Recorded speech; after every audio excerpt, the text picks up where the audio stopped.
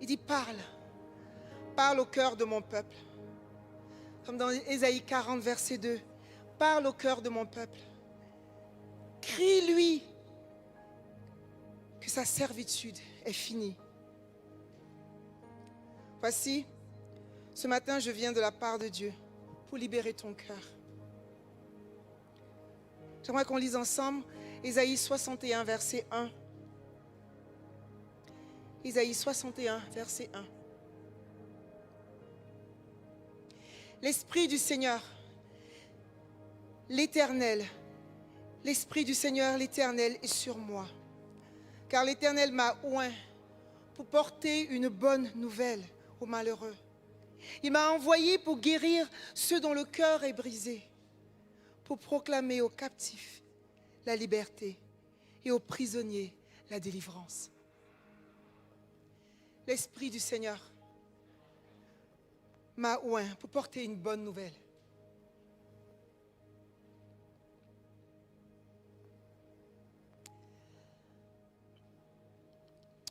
Je veux un petit peu rappeler qu'est-ce qu'on a dit, qu'est-ce que j'ai partagé la dernière fois. La dernière fois que j'ai prêché, je pense il y a quelques semaines, j'avais parlé de la Genèse, de comment est-ce que Dieu avait créé l'homme à son image. Comme Dieu avait dit, faisons l'homme à notre image, selon notre ressemblance. J'avais parlé de qu'on était créé à l'image de Dieu, c'est-à-dire qu'on était créé comme lui pour gouverner, pour dominer, qu'on avait dominion. Qu'on était comme Dieu, qu'on était créé pour avoir une relation, une intimité avec la divinité. On était créé à sa ressemblance, à la ressemblance de Dieu, selon sa nature. Ça veut dire qu'on avait son éternité, qu'on avait aussi ses attributs. On a parlé dans Exode, on a décortiqué Exode 34, verset 6, on a parlé des 12 attributs de Dieu, les fameux attributs de la bonté, de la patience, du pardon, les 12 attributs de Dieu selon la Torah. Aujourd'hui, j'aimerais continuer un petit peu dans cette idée que Dieu nous a créés à son image, qu'on est censé, on est à l'image de Dieu.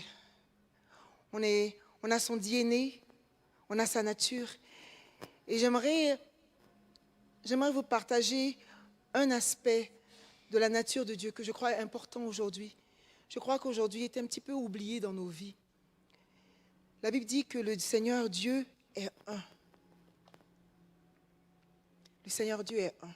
En fait, le terme, c'est l'unicité de Dieu. L'unicité de Dieu est un. On peut lire ensemble dans Deutéronome 6, verset 4.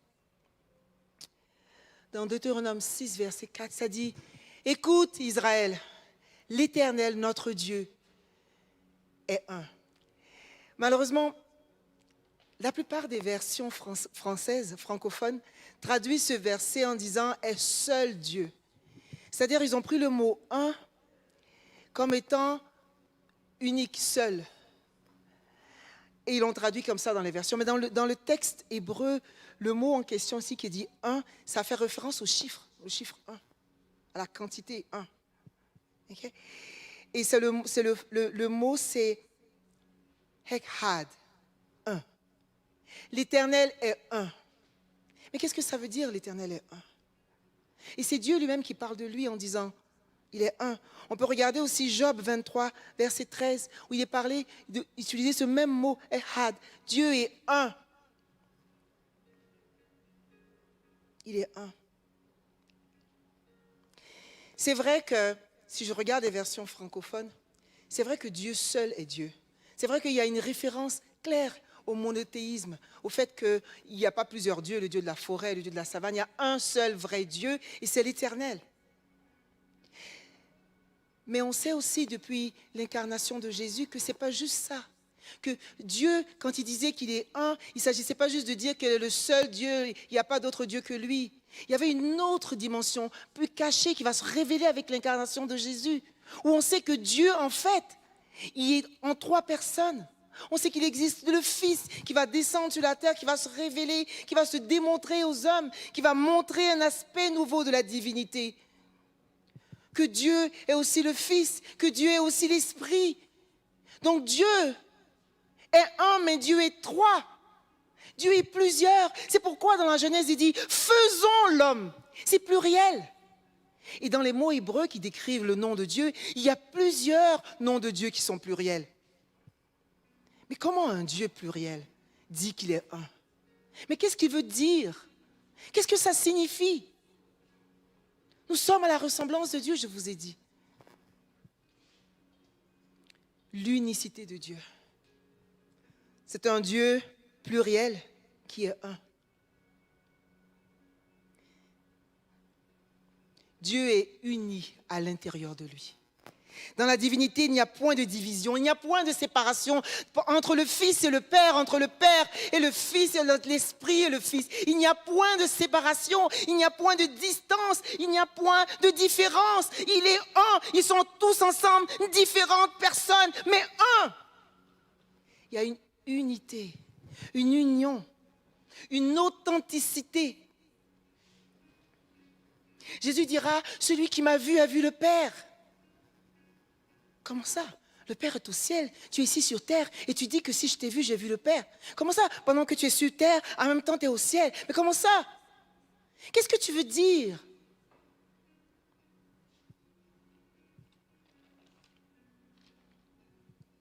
Nous sommes créés à la ressemblance de Dieu. Nous aussi, nous devons être un. D'ailleurs, Jésus, il va prier, on connaît cette fameuse prière de Jésus dans Jean 17, où Jésus parle à son Père. Je trouve Jean 17 tellement magnifique parce que ça nous donne, c'est comme si on pouvait voir, ça nous dévoile un aspect de la relation entre Jésus et son papa, entre Jésus et Dieu, où Jésus parle librement à Dieu, comme s'il n'y avait personne qui était là, comme s'il n'y avait pas de témoin. Mais voici, les disciples étaient là, ils ont entendu la prière, ils l'ont écrit, ils l'ont record, ils ont gardé parce que c'était comme un glimpse, un petit aperçu qu'on pouvait voir, la relation entre le Père et le Fils, entre Jésus et son Père. Il parle à son Père, il parle de son Père, il prie son Père. Jean 17, magnifique passage. Et Jésus prie, il dit à son Père, il dit, Père, qu'il soit un comme nous sommes un. Jean 17, verset 11. Nous sommes un. Dieu plusieurs. Père, qu'il soit un comme nous sommes un. Dans Cantique des Cantiques, on sait que ce texte de Cantique, moi j'aime beaucoup, c'est un de mes textes de la Bible préférés, mais je sais qu'il est très controversé et très challenging, Dans Cantique des Cantiques que j'aime beaucoup, il y a un verset dans Cantique 6, verset 9, où c'est le bien-aimé qui parle de son épouse. On sait que c'est l'image de Christ qui parle de l'Église. Il dit à propos de l'Église, il dit, une seule est ma colombe, ma parfaite, elle est unique. Et le mot encore, c'est encore le même mot, un. Elle est un. Ma colombe, ma bien-aimée, l'épouse, elle est un.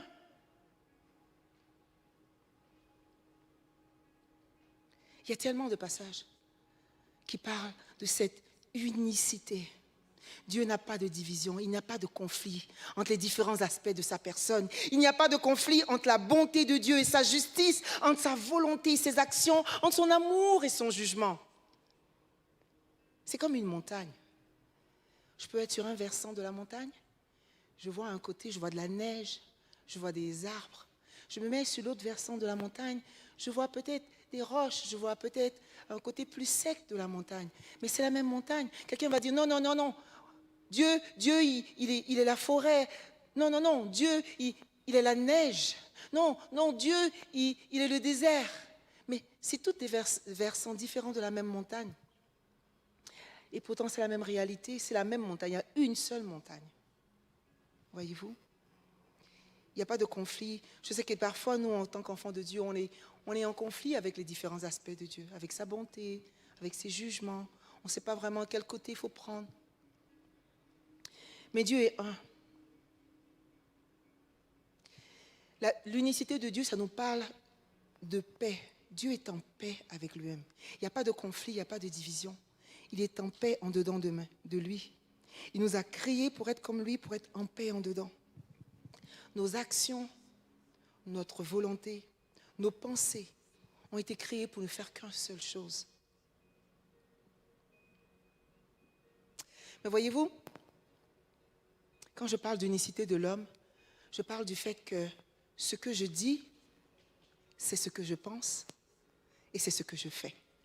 Ça veut dire en dedans de moi, dans ma personne, il n'y a pas de séparation.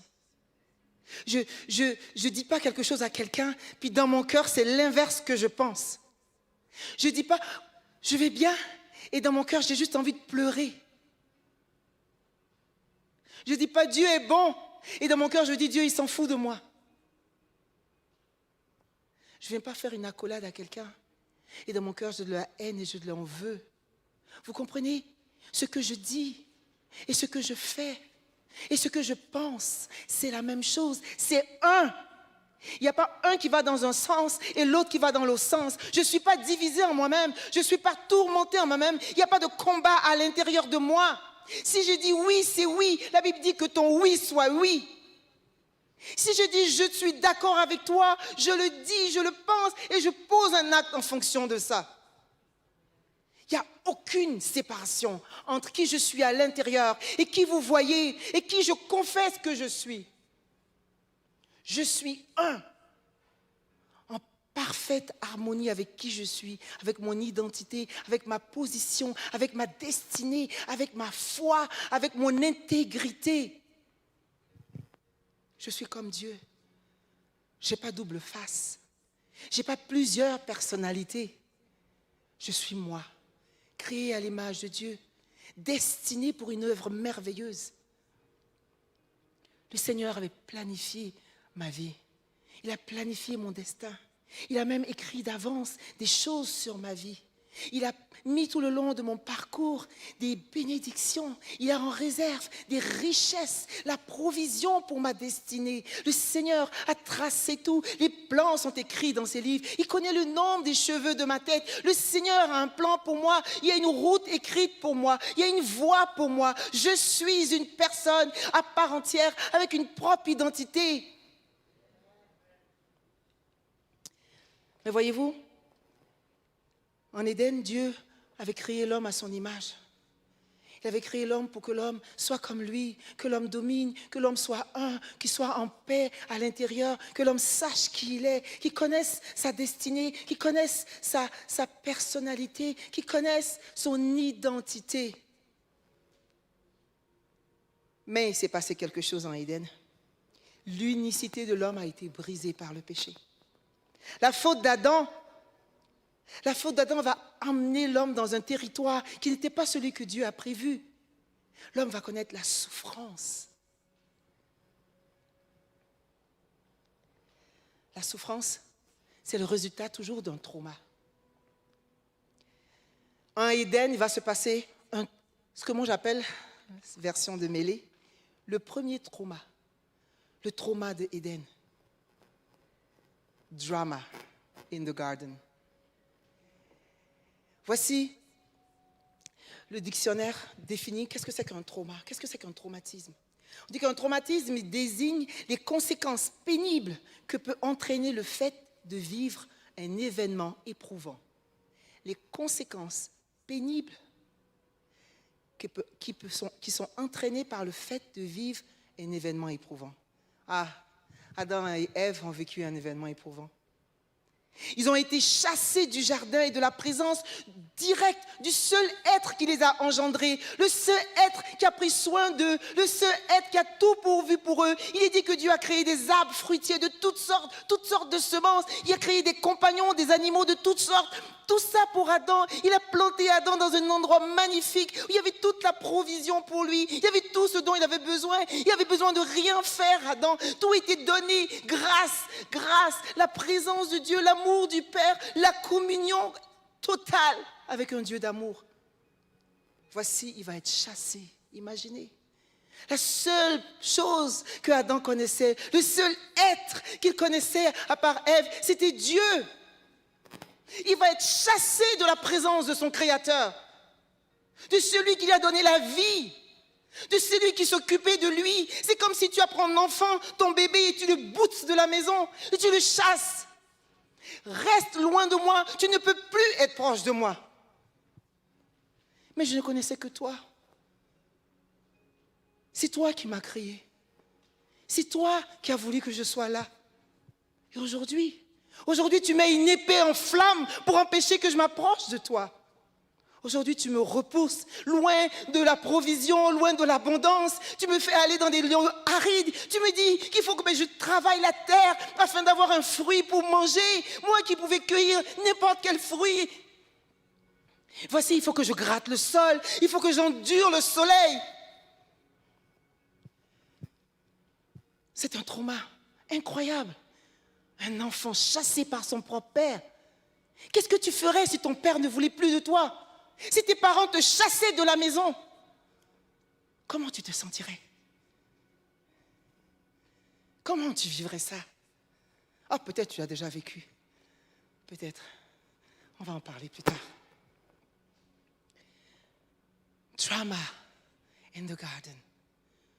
Et ce trauma, cette souffrance, ce rejet,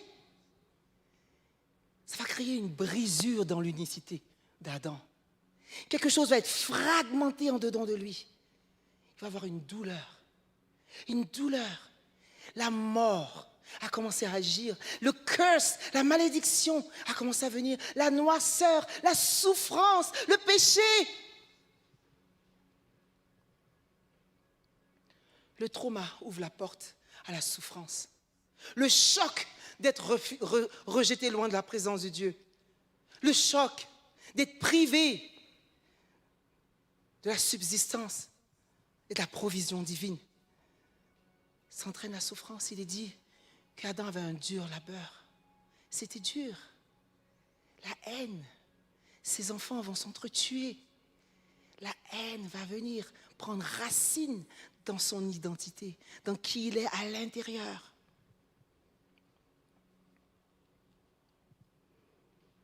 Et voici que va commencer la guerre intérieure. La guerre à l'intérieur de l'homme. L'homme qui lutte en dedans contre une douleur qui vient de l'intérieur. Une douleur invisible, quelque part, à l'intérieur de lui. Un bobo invisible.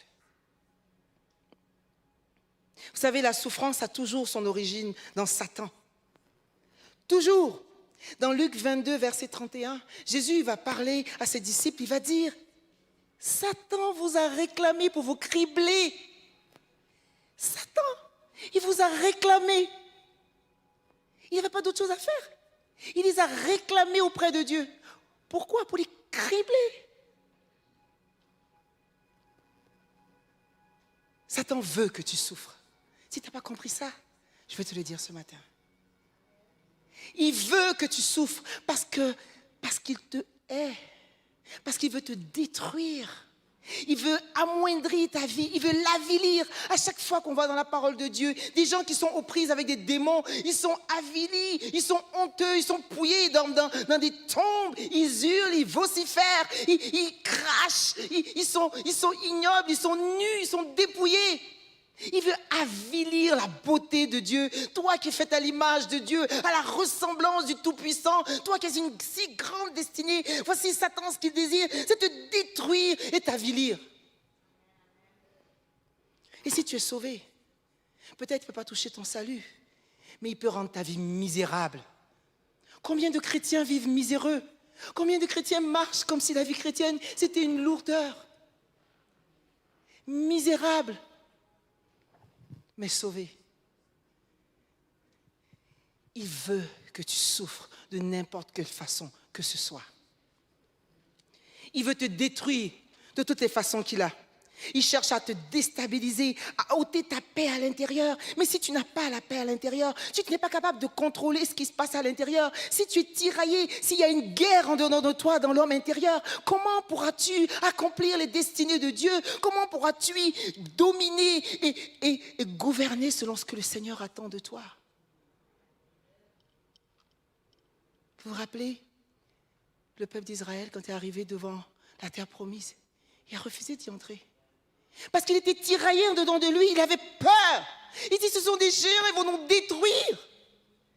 Il n'a pas été capable de rentrer dans sa promesse, de vivre dans un pays où coule le lait et le miel. Il a préféré rester dans le désert, dans le soleil, dans la souffrance. Parce qu'il n'était pas capable. Il était partagé en dedans de lui. La Bible dit, et d'ailleurs c'est Jésus qui l'a dit, un royaume divisé ne peut subsister. Si tu es divisé en dedans de toi, si dans ton esprit tu batailles sur plein de choses, tu vas à ta perte. Laisse-moi te dire ça. Si ce que tu dis ne s'aligne pas avec ce que tu penses à l'intérieur de toi, si comment tu vis ne reflète pas ce que tu crois en dedans de toi, tu vas à ta perte. Et ce matin, je veux te donner une clé.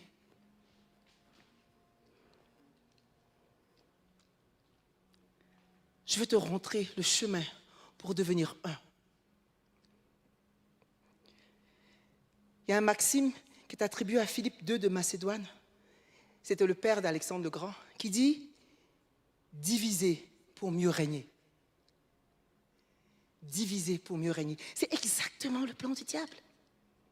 Briser l'unicité de l'homme pour le contrôler, pour le faire souffrir inutilement, pour l'emmener à sa destruction.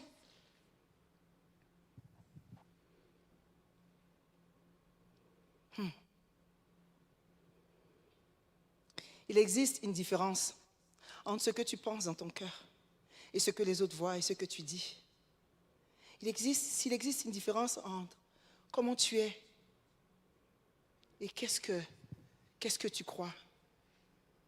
Ce matin, c'est pour toi que je suis là.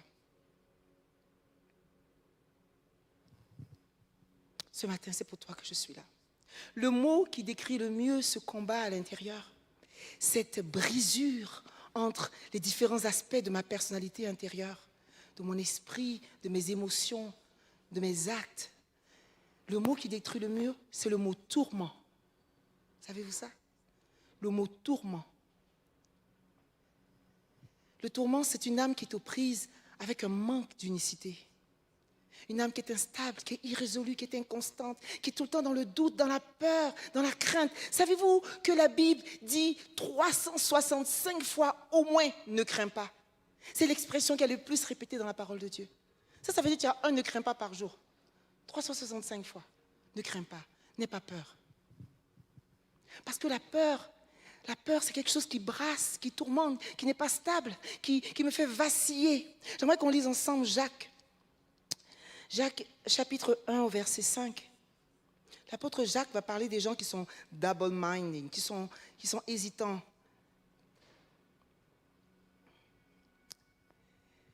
Il dit, un peu plus loin, il dit,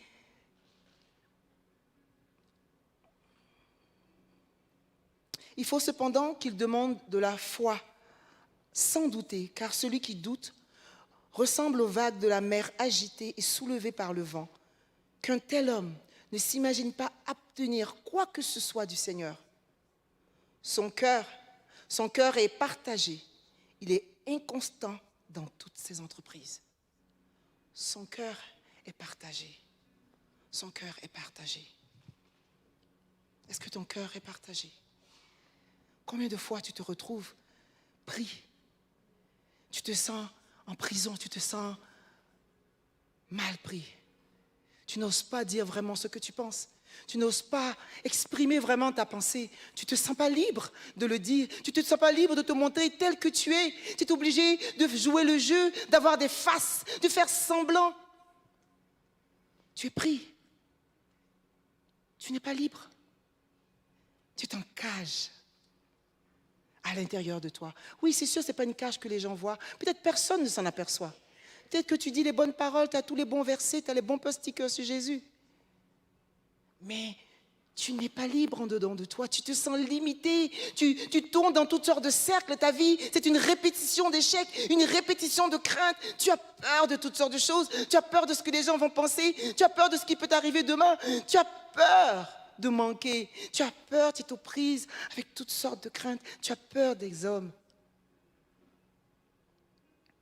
Tu as peur d'exprimer tes émotions, tes sentiments, de dire aux gens que tu les aimes. Oh, parce que tu serais vulnérable. Qu'est-ce qui va se passer s'ils savent? Tu ne peux pas être toi-même.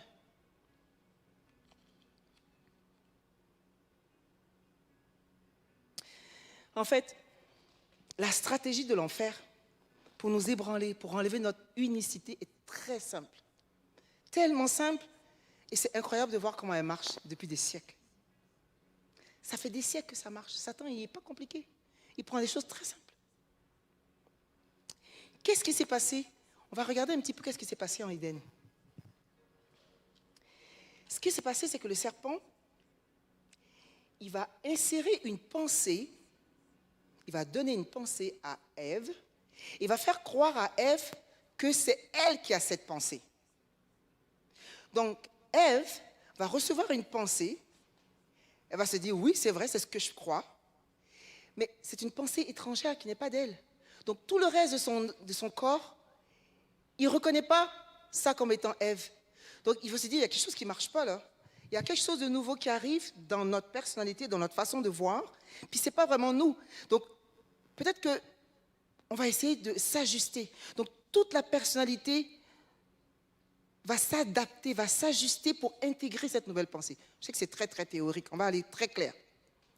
Vous vous rappelez, dans Ézéchiel, il est décrit la chute de Satan. Il est dit que la raison pour laquelle il a été expulsé du ciel, c'est parce que, dans dedans de son cœur, il a désiré se faire l'égal de Dieu. Est-ce que c'est nouveau ce que je dis? Vous êtes tous au courant de ça, n'est-ce pas? Il voulait être comme Dieu. Il a désiré s'asseoir sur le trône de Dieu. Même dans l'Apocalypse, on parle de l'ignominie quand il va venir dans le temple pour essayer de s'asseoir à la place de Dieu. Il désire être adoré, il désire la place de Dieu. C'était la faute qui avait été trouvée en Satan, l'iniquité qui a été trouvée en lui. Mais voyez-vous, on peut le lire ensemble quand on va dans...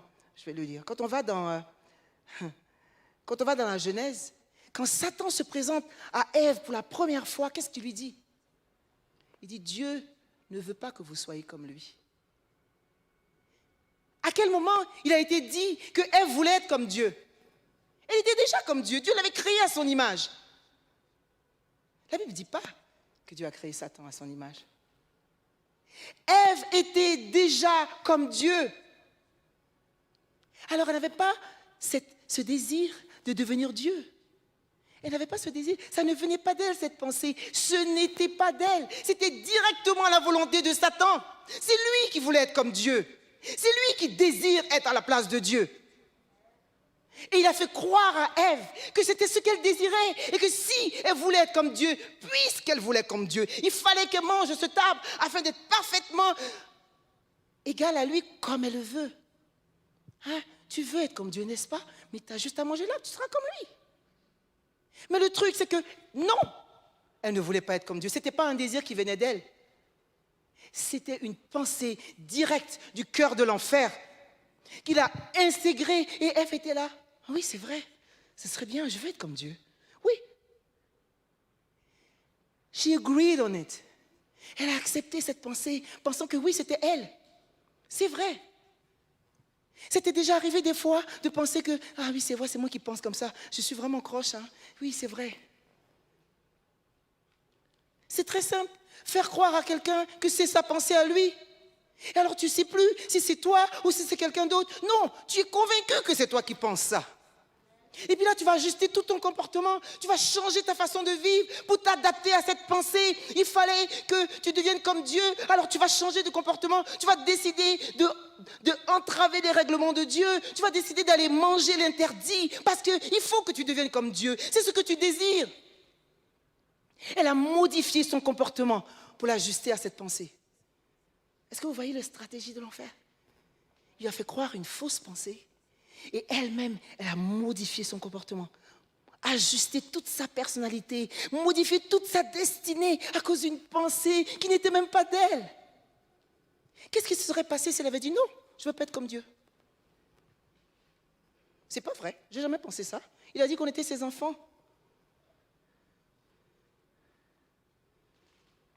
Qu'est-ce qui se serait passé si elle avait juste dit non? Si elle avait refusé de croire? Refuser d'assimiler cette pensée en elle. Si elle avait vu une distance entre elle et la pensée, elle a ajusté sa vie. Elle a ajusté ses actions. Elle a modulé sa personnalité, façonné ainsi toute une autre destinée. Parce qu'elle était piégée. Piégée par le diable. Piégée par le diable. Combien sommes-nous aujourd'hui qu'on est pris dans des situations, on est modifié notre destinée, on a bifurqué de ce que Dieu a prévu pour nous parce qu'on était pris. On s'est laissé un trap, piégé. Et tout ça à l'intérieur de nous, dans nos émotions, dans nos pensées.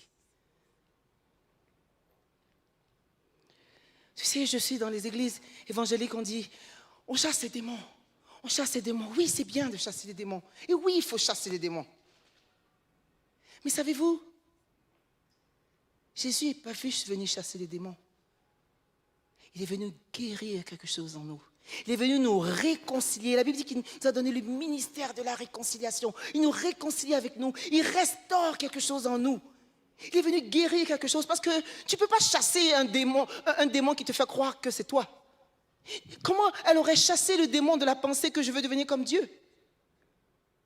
Elle a choisi de désobéir par rapport à une croyance. Cette croyance, tu ne peux pas la chasser. Tu peux dire à Satan, va-t'en loin de moi. Mais le murmure qu'il a fait, que tu as accepté, que tu as intégré dans toi, que tu as modifié ton comportement par rapport, comment tu vas le chasser? Il va porter des bébés. Il va porter des bébés. Même si Satan n'est plus à côté. C'est pour ça, des fois, on délivre des gens et puis on voit qu'ils sont dans les mêmes patterns. Mais on a chassé les démons. Mais il fait la même chose. Pourquoi? Parce qu'il y a une croyance en dedans, une semence. Il y a une guerre en dedans de lui, un manque de paix. Il y a une fracture dans sa personnalité qui donne accès au diable, au péché. La Bible dit que le péché, c'est lui qui nous éloigne de Dieu. La souffrance intérieure, ce dérèglement, cette manque de paix, d'unité à l'intérieur de nous, ça entraîne un dérèglement spirituel. Ça entraîne des addictions, toutes sortes de péchés récurrents, la masturbation, la sorcellerie. Tout ça, c'est des résultats de gens qui ne sont pas en paix. Ils cherchent quelque chose, ils cherchent un pansement, ils cherchent un patch pour une douleur qui est en dedans. Quand tu as l'impression que personne t'aime, que personne ne veut de toi, que tout le monde s'en fout, tu sais de combler cette douleur, ce bobo. Peut-être tu vas regarder des films, peut-être tu vas faire quelque chose pour essayer de te sentir un peu mieux. Tu as besoin d'un patch. Alors tu vas te tourner vers d'autres choses. Ça crée des dérèglements physiques, des fois des dérèglements hormonaux, des cancers, où le corps se détraque complètement. Le manque de paix intérieure. C'est pourquoi Jésus parle tellement de la paix. La Bible dit qu'il est le prince de la paix. Il dit, je vous donne ma paix. Le shalom. Alors la souffrance, ça ouvre la porte au mauvais esprit. Vous vous rappelez, j'ai dit, tu peux être pris. Ça ouvre la porte au mauvais esprit. Depuis le début des années 1930 à peu près, il y a eu beaucoup de mouvements qui ont parlé de ce nouveau courant, une nouvelle révélation dans l'Église. On parle de la révélation de la guérison intérieure, la guérison des souvenirs, la guérison émotionnelle. Il y a plein de livres, plein de choses qui ont été faites. Il y a plusieurs grands ministères aujourd'hui. Je peux vous en citer quelques-uns parce que je trouve que ça vaut la peine de l'explorer. Quand Dieu révèle quelque chose à l'Église, c'est parce qu'il veut apporter une dimension nouvelle de liberté. Pas juste chasser des démons, mais guérir quelque chose. T'apprendre comment te comporter pour te recalibrer. Il y a le ministère de Cleansing Stream. Moi, j'ai été formé dans un ministère de Cleansing Stream qui descend de Jack Efford aux États-Unis. J'ai fait une formation pendant plusieurs mois, même des années. Il y a aussi un ministère, le Tsozo, je pense que David doit connaître, ça vient de Bethel Ministry. Il y a RTF, Restoring the Foundation. Tout ça, c'est des ministères qui vont se concentrer à travailler sur la guérison émotionnelle des traumas et des blessures, des problèmes comportementaux. Vous savez, une fois j'ai eu cette image-là, quelqu'un qui était possédé, qui avait un boulet à son pied, qui marchait comme ça, qui avait un boulet. Puis là, tu chasses le démon, tu enlèves le boulet, la personne continue à marcher comme ça. Il faut qu'elle réapprenne à vivre. Il faut qu'elle réapprenne à marcher afin de ne pas retomber dans les mêmes pièges. C'est ça que Jésus lui disait, va et ne pêche point. Parce que si tu pêches à nouveau, tu vas retomber dans les mêmes pièges.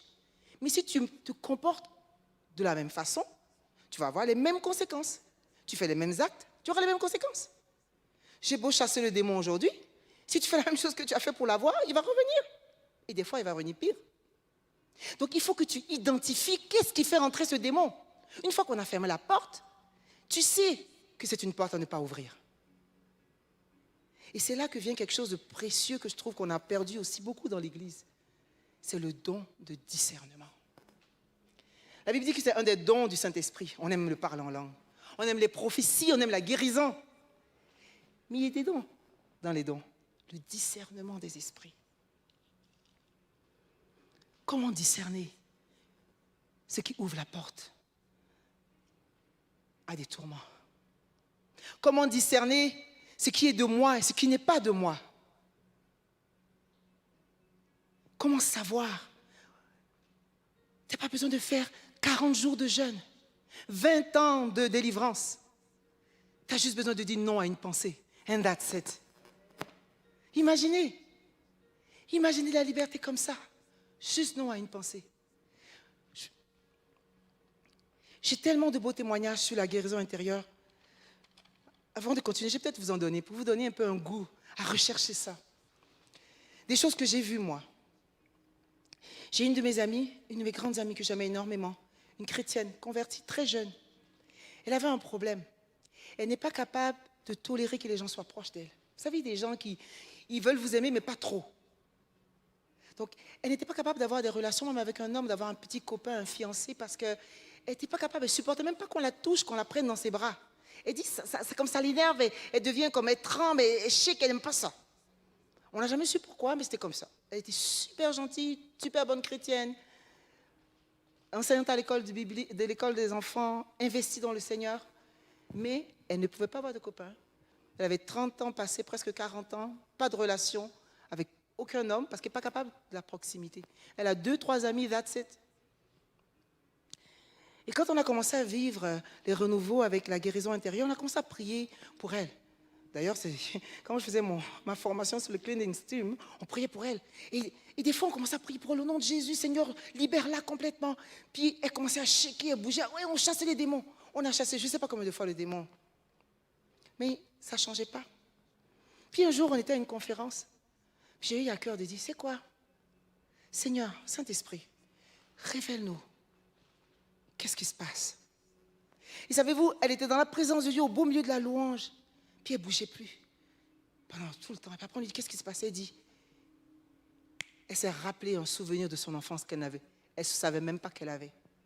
C'était clair comme un film qui s'est déroulé, où elle avait vécu un abus. Elle ne s'en souvenait plus. Et en pleine louange, pendant qu'on entendait louer Jésus-Christ, ça s'est déroulé dans ses yeux. On dit, ok, on va aller voir si c'est vrai. Elle est rentrée chez elle à la maison, on a fait des recherches, effectivement c'était vrai. Elle avait été abusée, elle avait complètement oublié ça. Et le Saint-Esprit lui a ramené le souvenir. Il a dit, maintenant je vais te libérer. Aussitôt que le souvenir est revenu, c'était difficile parce que quand un souvenir remonte, mais les douleurs, la raison pour laquelle le corps oublie, parce que ça fait bobo. Donc la douleur est revenue vive. Et ça n'a pas été instantané, ça a été difficile, ça a pris des mois pour passer à travers le vivre, le traumatisme. Puis qui avait fait ça? Parce que là tu vois c'est qui. Okay? Le pardon et tout ça.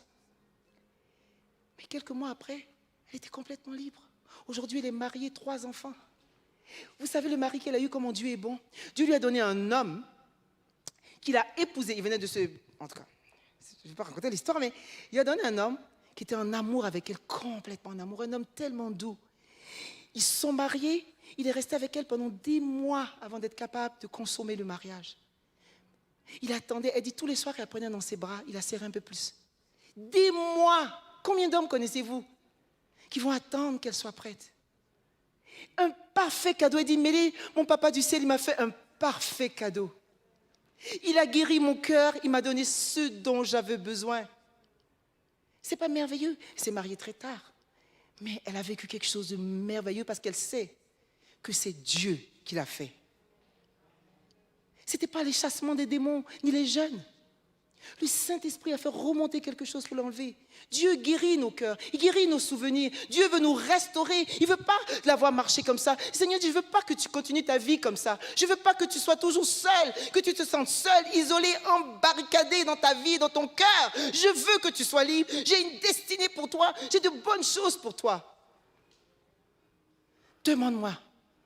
Demande-moi. Et je vais le faire remonter le souvenir. Je vais te montrer la chose. En un instant, et tu seras libre. C'est plus beau que tous les films de romantiques d'amour de Cendrillon, n'est-ce pas? Et c'est vrai, c'est une histoire vraie. C'est une histoire vraie. Comment Dieu peut guérir quelque chose. J'ai une autre de mes amies, elle avait beaucoup de problèmes avec sa maman. Tout le temps des chicanes à la maison, tout le temps, tout le temps, tout le temps. Alors tout le temps on priait pour sa maman, on priait pour qu'elle pardonne, on priait pour que ça aille mieux, on priait. Les deux étaient chrétiens, la maman était une ancienne de l'église, mais c'était la pagaille à la maison. On s'est dit, mais vu que ça marchait pour l'autre copine, on va faire la même chose. Seigneur, montre-nous l'origine. La même chose, elle dort, elle se réveille un matin. Toute la nuit, elle a rêvé de sa naissance. Elle a vu sa maman l'accoucher dans sa propre maison. Pas à l'hôpital, nulle part, à la maison. On était comme, waouh! Alors on va voir la maman, on s'assoit, maman, raconte. Non, je ne vais pas parler de ça. Mais pourquoi? Là, maman raconte que ça avait été un trauma. Le bébé est venu, sorti de son ventre au beau milieu de la maison. Elle a souffert, c'était un accouchement difficile. Et il y a quelque chose dans son cœur qui était greffé contre ce bébé-là. Et alors qu'on était tous ensemble autour avec la maman, la fille a dit, maman, je te demande pardon. Et elles ont pleuré ensemble. Ça a été fini. Elles étaient comme ça. Ce que la prière, la délivrance, les cris ne pouvaient pas faire, le Saint-Esprit l'a fait comme ça. C'est une clé, mes amis. C'est une clé, la guérison émotionnelle, l'authenticité. Vous savez, c'est mon mari qui m'a expliqué ça, ce que ça veut dire sincère, être sincère. Ça vient, c'est un mythe, là, ça viendrait de l'ancien latin qui veut dire sans cire. Parce qu'à l'époque, quand un vase était cassé, on mettait de la cire pour le colmater et tu ne pouvais pas voir, quand tu voyais le vase, il était entier, tu ne pouvais pas savoir qu'il avait été colmaté. Mais si tu le mettais à la lumière, là, tu pouvais voir les fissures. Et donc, sans cire, ça veut dire qu'il était authentique, il était un. Il n'y avait pas de fissures, il n'y avait pas de vis cachées, colmatées. Mais c'est ça que le Seigneur veut qu'on soit sincère, qu'on soit sans cire, qu'il n'y a pas de vis cachées, qu'on soit un en dedans de nous-mêmes. Il n'y a pas de séparation en dedans de nous. Qu'on soit nous-mêmes, qu'on soit authentique. Authentique devant Dieu. La Bible parle de vivre devant le regard de Dieu. De vivre à la lumière, dans la transparence. Aujourd'hui, nos églises sont remplies de mensonges. Ça me brise le cœur. Parce que Jésus a adressé le mensonge. Il a dit, le père du mensonge, c'est le diable. Et les gens sont tellement faux. Ils te sourient, mais un sourire amer. J'ai vu des gens même prier pour toi en te maudissant. Les gens ne veulent pas dire ce qu'ils pensent vraiment. Ils ne veulent pas exposer ce qui est dans leur cœur. Alors ils cachent, ils portent des masques. On parle même du Sunday best. Le dimanche, on est tous bien beaux, bien habillés. Personne ne voit qu'est-ce qui se passe. Et des gens, ils ne veulent même pas qu'on rentre pour voir à la maison comment on vit. Tu les vois en semaine, tu ne les reconnais pas. Il n'est pas ainsi du royaume de Dieu. L'Église du Seigneur n'est pas ainsi. La vraie, celle qui revient chercher, elle n'est pas ainsi. Si tu n'es pas aligné en dedans de toi, tu es sur une mauvaise route. Tu es sur une très mauvaise route. Ça veut dire que l'ennemi a un accès sur ta vie. Ça veut dire que dans ta vie, il y a des portes d'entrée, que tu es manipulé par le diable. Pourquoi il met la division? Pourquoi il ébranle? Pourquoi il met la crainte dans ton cœur? La peur des hommes, la peur de dire ce que tu penses, la peur de prendre des décisions. Pourquoi? Parce qu'il va te manipuler, parce que tu as peur qu'on te rejette, tu as peur qu'on te condamne. Tu fais des choses. Tu ajustes ton comportement, tu prends des décisions manipulées par cette peur. Mais le fruit de la chair, c'est la mort. Tu ne peux pas utiliser la peur pour produire quelque chose digne du royaume. Tu ne peux pas avoir peur que les gens te rejettent, peur que le pasteur ne t'aime pas, peur que la soeur ne soit plus ton amie, et puis ça va donner quelque chose de bon. Si tu poses des actes, et tu fais des décisions par rapport à cette peur, cette croyance, tu ne vas que donner de l'ivraie, que donner de la fumée, de la faume, rien de positif. Dépouillez-vous des œuvres du diable. Débarrassez-vous de ces pièges. Le ministère de Sozo parle de 4 grandes portes d'entrée démoniaques qui sont activées par le manque d'unicité, qui sont activées par la souffrance et le trauma. Je ne vais pas rentrer en détail là, mais il parle par exemple de la porte de la peur. Ça, c'est une grande porte. La peur, c'est tout ce qui est esprit de contrôle, les inquiétudes, le manque de foi, l'anxiété, le désir de s'échapper à travers des addictions, l'intimidation, la peur des hommes, la performance, la peur d'échouer tout le temps, tout le temps, tout le temps, la peur d'échouer. Tu n'es pas capable de croire que tu vas réussir. C'est comme si quelque chose va arriver. Tu es capable de te réjouir. Il y a des gens qui ne peuvent pas être dans la joie. Parce que c'est comme si il y a tu as un nouveau poste et tu dis, oh, peut-être que le boss ne va pas m'aimer. Peut-être que ce ne sera pas un bon environnement. Puis tu es stressé. Mais tu viens d'avoir un nouveau poste. Mais tu es stressé. Parce que tu t'es dit, oh, mes collègues ne vont pas m'aimer. Oh, peut-être que finalement, c'est 3 mois de probation. Peut-être que je ne vais pas réussir la probation. Peut-être que finalement, je vais tout perdre encore. Tu n'es pas capable de vivre dans le présent. C'est pour ça que Dieu dit, je suis dans le présent. Je ne suis pas dans le futur, dans tes craintes, ni dans le passé, dans ce que tu as fait. Je suis aujourd'hui. Aujourd'hui, tu détermines ton avenir. Mais si tu ne vis pas dans aujourd'hui, que tu es poussé vers des craintes, vers ce qui n'est pas encore existé, tu es déjà en train de maganer ton avenir. La deuxième porte, c'est la haine. Parce que quand on a mal, des fois on veut faire mal. Ou on est simplement écœuré parce qu'on a trop mal. La rage, la colère, des gens qui sont tout le temps en colère. Il y a tout le temps quelque chose qui bouge en dedans d'eux. Le rejet, l'autodestruction, le suicide, le manque de pardon. La troisième porte, c'est les péchés sexuels. On essaie de se consoler en se faisant des petits plaisirs. La masturbation, les perversies, l'adultère, la pornographie, la molestation d'enfants, le rape. Amen. Et la quatrième porte, c'est la porte occulte. Ça nous touche plus, nous. Je ne sais pas pourquoi, mais les Africains aiment bien cette porte-là. Quand ça va mal, quand j'ai peur, quand j'ai l'impression que mes parents ne m'aiment pas, je vais aller voir le marabout pour faire des affaires. L'occultisme apparaît comme une fausse religion, un faux espoir. Je me rappelle un jour, quelqu'un m'a dit, mais tu sais, Mélé, c'est bien plus facile de faire de l'occultisme que de prier Dieu. J'étais choquée. Oui, parce que Dieu, tu pries, mettons que tu veux une voiture, Seigneur, donne-moi une voiture. Il va te donner selon sa volonté au moment où il choisit. Mais tu vas voir le marabout, tu donnes l'argent, tu payes deux poulets, tu verses le machin, tu fais tes incantations, tu vas avoir ta voiture. Tu vas avoir ce que tu veux, dans certaines mesures, alors que Dieu, tu dois te soumettre à sa propre volonté. C'est une forme de rébellion, vous savez. La Bible le dit d'ailleurs. Parce que tu veux à ta façon. Tu veux te consoler, tu as choisi toi-même, tu prends le contrôle de ce que tu as besoin et ce que tu veux. Mais ce n'est pas juste dans l'occultisme, dans le sens démoniaque, il y a aussi des hérésies dans l'Église. Il y a des églises qui sont, je suis désolée de dire, des communautés qui sont des sectes, où il y a un contrôle. Ou bien tu es in, ou bien tu es out. Des gangs, des clans. Il faut que tu fasses certaines choses pour être accepté.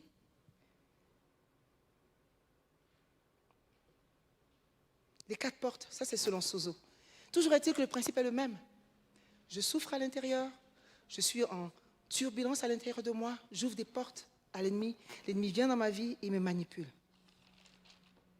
L'ennemi vient dans ma vie et me manipule. J'aimerais qu'on lise, on l'a lu ensemble ce passage, on peut le relire ensemble, d'Ésaïe, où il dit, je l'ai lu au début de mon message, Ésaïe 61, « L'Esprit du Seigneur, l'Éternel, est sur moi, car l'Éternel m'a oint pour porter de bonnes nouvelles aux malheureux.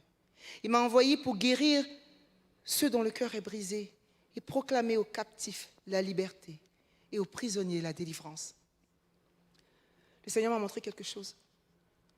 Ceux qui ont le cœur brisé, c'est ceux qui ont vécu des traumas. Quand je dis un trauma, ce n'est pas nécessairement un rape. Tu peux peut-être t'agrandir dans une maison où tes parents te frappaient tout le temps. J'ai vu des parents qui frappent leurs enfants, ils cassent le bras, le pied. C'est des traumas. Et le trauma, ça peut être un trauma ponctuel, une chose qui est arrivée une fois. Mais ça peut être un trauma répétitif. Tu vis dans un environnement tout le temps d'abus, où on te bat, on te frappe. Il ne s'agit pas de te corriger, mais de te faire mal. Quand c'est pas, je veux que tu apprennes à te comporter bien, mais je veux que tu aies mal, on est dans le trauma. On est dans la bulle, on n'est plus dans la correction. Il y a des gens qui grandissent, des chrétiens qui grandissent dans des familles où ils sont abusés, où c'est des cris, des chicanes à longueur de journée. Ils vivent dans la tension perpétuelle, la peur de faire fâcher papa, la peur que maman se fâche. Il faut que tu marches sur des œufs parce que sinon il va se fâcher. Si tu éternues trop fort, il va se fâcher. Et tu grandis année après année dans une atmosphère comme ça. Mais ça ouvre des portes. Ça façonne ta personnalité. Ça te donne des patterns. Mais ce n'est pas les patterns que Dieu veut. Dieu ne t'a pas créé pour ces patterns-là. Ce n'était pas le désir de Dieu que tu grandisses comme ça. Et que tu te protèges toi-même, que tu mets des murs pour te protéger des autres, que tu trouves une façon d'être safe par toi-même. Mais cette façon que tu as trouvée, c'est en dehors de Dieu. Et donc, ça doit tomber. Il faut détruire les murs de protection. Il faut se rendre vulnérable au Saint-Esprit afin de pouvoir être restauré et rentrer pleinement dans notre destinée. Des traumas, c'est toutes sortes de traumas. C'est tes parents qui t'insultent. Oh, toi, tu es bon à rien. Tu n'iras nulle part. Des paroles vociférées sur toi, qu'on a versées comme de la saleté, et que tu as pris, tu dis, c'est vrai. Si papa dit que je ne vaux rien, c'est que vraiment je ne vaux rien. Et tu commences à te comporter comme quelqu'un qui ne vaut rien. Et tu commences à porter des fruits de quelqu'un qui ne vaut rien. Et toute ta vie, tu marches comme ça. Oh, moi, dans ma famille, tout le monde a eu des cancers. Moi, j'aurai aussi des cancers. Des patterns, des mensonges, des fausses convictions qui sont intégrées depuis l'enfance, dans la famille, depuis le bas âge, qu'on a grandi avec. On ne se rend même pas compte que ce n'est pas de nous. On ne se rend même pas compte que ces pensées, ça vient directement de l'enfer. Les cœurs brisés, c'est le cœur qui a vécu un traumatisme. Les captifs. Il dit proclamer aux captifs la liberté. Vous savez, c'est quoi un captif? Un captif, c'est quelqu'un qui a été piégé. Il est captif parce que quelqu'un d'autre a fait quelque chose sur lui. On l'a capturé.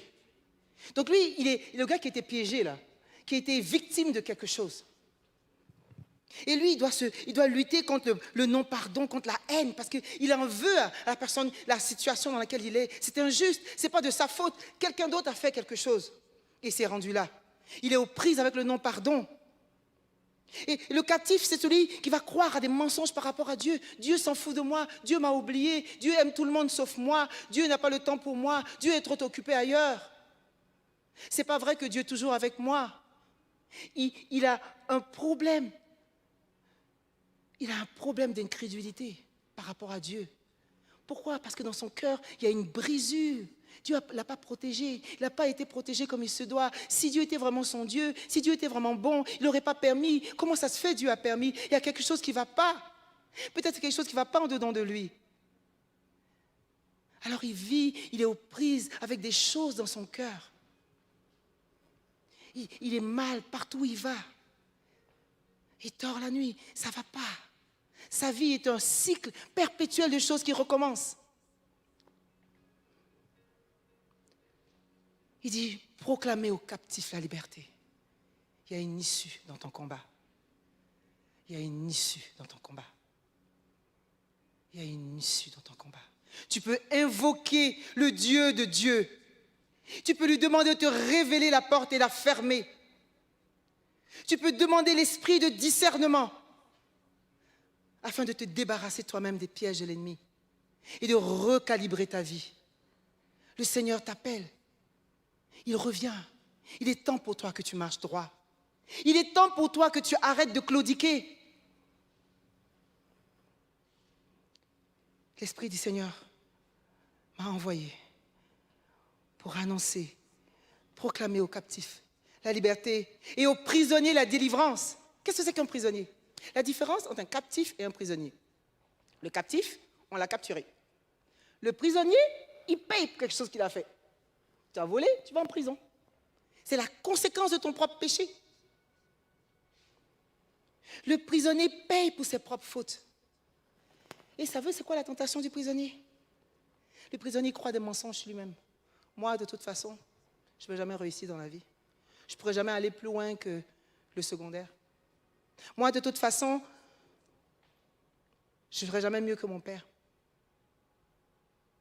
Et parce qu'il croit ça, il vit comme ça. Il reste dans sa prison. Parce qu'il ne pense pas qu'il peut sortir de la prison. D'ailleurs, il y en a qui ne savent même pas qu'ils sont dans les prisons. Quand on évangélisait, on a évangélisé une jeune fille dont les parents étaient sur le BS. La grand-mère était sur le BS, la maman était sur le BS, la grand-mère prenait la drogue, la maman prenait la drogue. Puis j'avais vu qu'elle elle réussissait pas mal bien à l'école. Puis je lui avais dit, regarde, tu peux graduer de ton secondaire, aller au cégep, et te faire une carrière et sortir de ce pattern. Elle ne me croyait pas. C'est bizarre. Je disais à mon mari, je ne comprends pas. Pourquoi elle ne peut pas croire ce que je dis? Mais regarde mes enfants, mon fils est à l'école, mes enfants vont à l'école, ils ont gradué. Pourquoi toi, tu ne pourrais pas?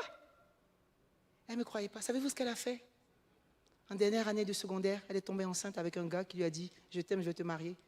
Elle a laissé tomber l'école. Elle a un bébé. Aujourd'hui, elle a 2 bébés. Elle avait 17 ans. Elle ne me croyait pas.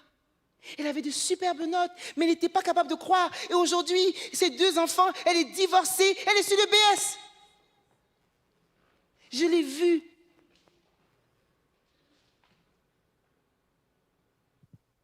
Qu'est-ce que ça aurait pris de dire, c'est faux. Dieu a un destin pour moi. Dieu est celui qui crée. Il m'a fait à son image, à sa ressemblance. Je ne suis pas faite pour vivre dans une prison. Ma vie ne va pas se limiter. Tout ce qui te limite, dis-toi que ce n'est pas de Dieu. Dieu n'a jamais voulu que tu sois limité. Oh, toi, tu ne pourras jamais faire le ministère. Toi, tu ne pourras jamais aller là. Toi, tu ne pourras jamais retourner aux études. Mets-les, ces pensées, direct, back to the pit.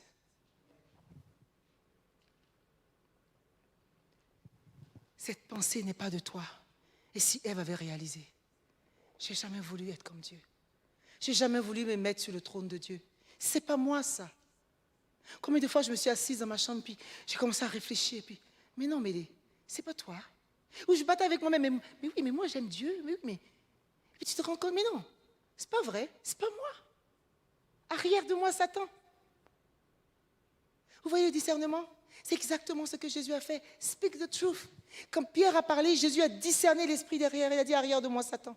Tes pensées sont des pensées d'homme. Pourquoi? Parce qu'il essaie d'insérer une pensée dans Jésus pour modifier son comportement. Il a discerné tout de suite. Donc, tu peux te déprogrammer. Tu peux être libre. Tu peux demander au Saint-Esprit de te révéler les mauvais patterns. Tu peux rechercher la guérison émotionnelle, la paix à l'intérieur de toi. Tu peux être libre du combat intérieur. Proverbe 8, verset 12 dit, moi la sagesse, j'ai pour demeure le discernement. Proverbe aussi dit que la bouche du juste est une source de vie, que la vérité sanctifie. Zacharie 8, 19 dit, aimez la vérité et la paix. Et l'amour parfait dans Corinthiens, quand on parle de l'amour pardonne tout, il dit l'amour se réjouit de la vérité. Sincère, sans cire, sans mensonge, sans double face. Alors qu'est-ce qu'il faut faire? Il faut demander au Seigneur de nous révéler les patterns. Est-ce que tu veux venir chanter ton chant? Il faut demander au Seigneur de nous révéler les patterns. Il faut renoncer aux mensonges et demander à Dieu de nous pardonner d'avoir cru des choses qui étaient fausses. Il faut chasser l'esprit et fermer la porte derrière et remplacer le mensonge par une vérité biblique. La Bible est riche de toutes sortes de promesses. Le Seigneur dit, Jésus dit, Père, qu'il soit un, comme nous sommes un. Qu'il soit authentique, qu'il ne soit pas divisé en dedans d'eux, qu'il soit vrai. Seigneur veut te faire sortir de ta cage aujourd'hui. Seigneur Dieu, j'ai vu ton tourment, j'ai vu comment tu es pressé en dedans de toi. J'ai vu comment tu es quand tu es tout seul à la maison. Quand tu fermes les yeux, j'ai vu comment tu es rempli de crainte. Tu as peur de tout, tu te sens isolé. Comment tu ne peux dire à personne ce que tu vis vraiment en dedans? Tu te tiens au milieu des gens, mais voici, en dedans de toi, quelque chose est brisé. Quelque chose est brisé. Seigneur dit, ce n'est pas ma volonté que tu sois dans une prison. Ce n'est pas ma volonté que ta vie soit limitée, que tu vives dans des patterns. Ce n'est pas ma volonté que tu aies toujours cette colère, cette peur, cette crainte, cette tension dedans de toi. Il y a beaucoup de paix dans ma présence. Il y a beaucoup de paix auprès de moi. Demande-moi et je te montrerai les sources de tes tourments. Je te dévoilerai les stratagèmes de l'enfer contre toi pour que tu t'en débarrasses. Pour que tu t'en débarrasses. Je veux te délivrer. Parce que si je te délivre, tu seras réellement libre. Tu seras réellement libre. J'ai des merveilleux plans pour toi. Je veux que tu sois capable de croire que je peux t'utiliser, que tu as une destinée incroyable, que tu fais une différence sur cette terre et que tu es la prunelle de mes yeux. Je t'ai créé pour faire une différence. Je t'ai créé pour briller, pour être la lumière. Je t'ai créé pour la joie. Je t'ai créé pour moi. Je t'ai créé pour la joie. Je t'ai créé pour la joie, pour la plénitude. Débarrasse-toi. Examine ton cœur. Examine tes pensées. Pourquoi te cacher? Pourquoi ne pas être vrai? Pourquoi ne pas être toi-même? Saint-Esprit, Saint-Esprit, alors que nous t'offrons notre vie, on vient devant ton temple, dans la présence du Père Saint. Révèle-toi à nous. Viens, Seigneur. Viens nous rendre libres. Saint-Esprit, enlève la lourdeur. Enlève la lourdeur de nos vies, Seigneur. Enlève, Seigneur, les tourments.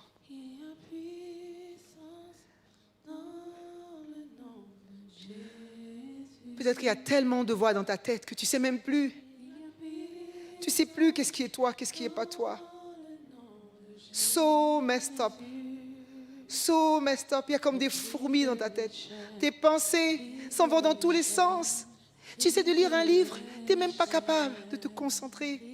Tes pensées sont comme une ville sans aucun rempart, aucun mur, livré à toutes sortes de pillages. L'ennemi rentre et sort dans ta tête quand il veut. Tu n'es pas capable de te concentrer. Tu n'es pas capable de terminer ce que tu commences. Il y a une guerre dans ta tête. Souviens-toi que Jésus était crucifié à Golgotha, le lieu du crâne. Il a triomphé. Il a triomphé en tout. Jésus va te libérer. Libérer tes pensées. Libérer ton cœur. Libérer de l'angoisse, de l'anxiété. Libérer au nom de Jésus-Christ. Liberté. Oh. La vérité libère. Saint-Esprit révèle, fait remonter les souvenirs, fait remonter les phrases, les malédictions, les flèches. Jésus te demande pardon parce qu'on a cru les mensonges du diable. On a changé qui tu nous as fait pour de la fraude. On a ajusté nos comportements. Seigneur, tu nous as créés parfaits. Pardon. Pardonne-nous. Pardonne-nous. Pardonne-nous. Alléluia.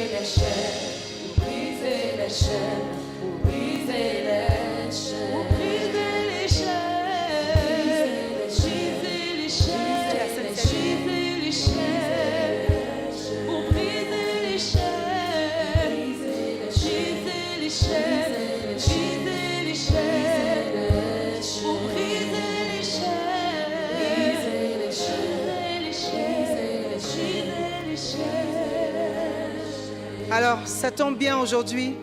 Aujourd'hui, c'est le premier dimanche du mois. On va faire la Sainte Seine. Alors que pendant qu'on passe le vin, j'aimerais lire avec vous Apocalypse, chapitre 1, à partir du verset 4. On a parlé de Jésus qui délivre, du sang de l'agneau. Apocalypse, chapitre 1, verset 4. Jean écrit aux 7 églises qui sont en Asie. Il dit « Que la grâce et la paix vous soient données de la part de celui qui est. » Répète avec moi. « Que la grâce et la paix vous soient données de la part de celui qui est, qui était et qui vient, de la part des 7 esprits qui sont devant son trône. De la part de Jésus-Christ, le témoin fidèle, le premier-né des morts, le prince des rois de la terre. » Et le dernier passage de ce verset, la dernière phrase, j'aimerais qu'on la prenne pendant qu'on boit le vin. Qu'on le répète à haute voix en tant qu'Église. Si tu es chez toi et que tu peux prendre la Sainte Seine de chez toi, ferme les yeux. Tiens-toi devant le trône de Dieu. Prends la coupe qui représente le sang de Jésus, le symbole de la nouvelle alliance en Christ, la rémémoration de son retour et de son règne éternel. Et pendant qu'on va boire ensemble, on va ensemble à haute voix dire cette dernière phrase de ce verset. À celui qui nous aime, qui nous a délivrés de nos péchés par son sang.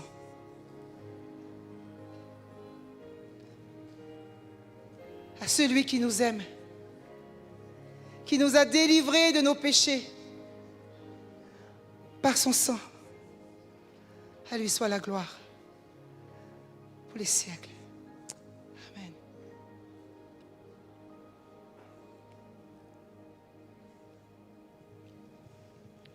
Amen. J'ai parlé que parfois, les dérèglements dans nos émotions, ça crée des dérèglements physiologiques, où notre corps est déréglé. Si tu souffres dans ton corps, la Bible dit que par les meurtrissures de Jésus, tu peux être guéri. Ce matin, prends avec moi le pain, symbole de son corps brisé, percé, cloué, maudit sur le bois. Tiens-toi devant le trône. Dis Jésus, je sais que je vais vivre l'éternité avec toi. Jésus, guéris-moi. Guéris-moi à l'intérieur. Guéris mon corps, chaque cellule de mon corps. Par ce pain, je proclame la vie, ta vie dans moi.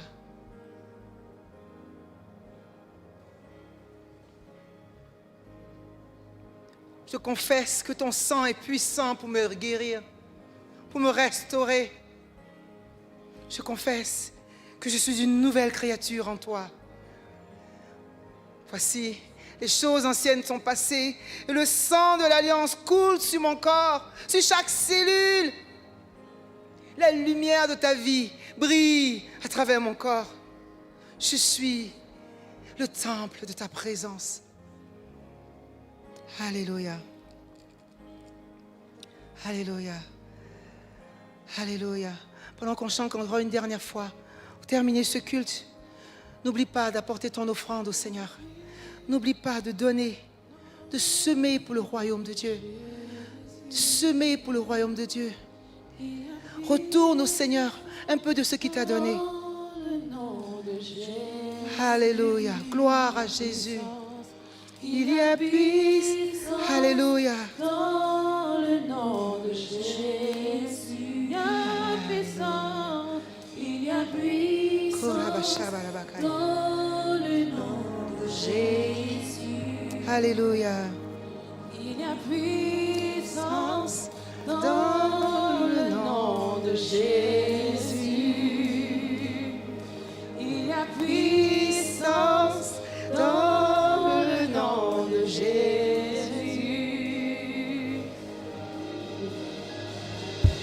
pour briser les chaînes, pour briser les chaînes, pour briser les chaînes, pour briser les chaînes, pour briser les chaînes.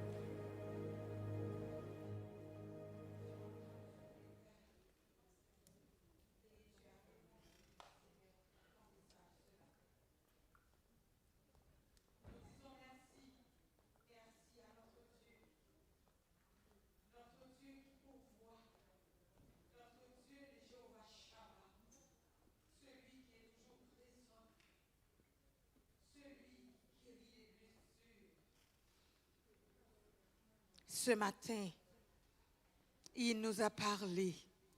Ce matin, par la bouche du pasteur, le message a été envoyé et nous l'avons reçu. Ce matin, nous pouvons dire, Église, nous sommes libres au nom de Jésus. Alléluia. Applaudissons le Seigneur. Merci Seigneur, merci. Merci Jésus. Notre Dieu est puissant, il est grand, il est le Tout-Puissant. Donc nous profitons cet instant, c'est le moment de saluer tout le monde sur YouTube, Facebook, de les remercier d'avoir participé avec nous ce matin. Et je pense que ce message les a rejoints. Ce message a aussi touché leur cœur. Et ce matin, ils peuvent dire qu'ils sont libres. Comme ici à l'église, nous pouvons dire que nous sommes libres. Nous avons entendu le message de notre Seigneur Jésus-Christ. Alors, nous en profitons pour inviter tout le monde aux 2 semaines de la fête de Radio Emmanuel. Donc, nous savons que nous allons fêter en grand pendant ces 2 semaines. Amen. Donc, et YouTube, Facebook, vous êtes invités aussi. Vous pouvez venir ici fêter avec nous. Donc, nous vous attendons et nous serons très, très heureux, Église de Dieu, Maison de prière, ainsi que Radio Emmanuel, de vous accueillir ici dans notre enceinte à l'église. Merci. Bon dimanche à tous. Continuons à prier notre Dieu et marchons dans cette liberté acquise par le sang précieux de l'agneau. Merci et bon dimanche à tous. Nous vous attendons pendant les 2 semaines. Venez fêter avec nous Radio Emmanuel et remercions notre Dieu pour ce qu'il a fait pour nous. Merci et bon dimanche. Nous allons continuer maintenant avec notre 2e service en créole. Merci. Osez dans l'église de Dieu, maison de prière, Radio Emmanuel, pral fêter 7e anniversaire. Ah, m'baka pas là. Du août au 15 août, c'est fête Radio Emmanuel, Mactonou. Alors maintenant, grand ben invite toute famille, toute compagnie pour entendre radio avant que bayo, mais nous venons fête spéciale ça pour une bénédiction pour toute famille. M'baka pas là, moi ma plan, maintenant moi